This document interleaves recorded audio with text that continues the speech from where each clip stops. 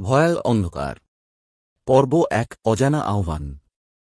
রাজীবের নতুন চাকরির পোস্টিং হয়েছে সুন্দরবনের একদম গভীরে, বন বিভাগের অফিসে। রাতের বেলা ঘন জঙ্গলের মধ্যে অফিসে বসে কাজ করা একরকম দুঃস্বপ্নের মতো, কিন্তু সে সাহস করে নিয়েছে।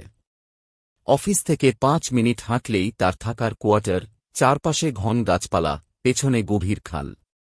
প্রথম রাতে ঘুমানোর সময় রাজীব অদ্ভুত এক আওয়াজ শুনতে পেল, যেন কোনো মেয়ে কান্না করছে।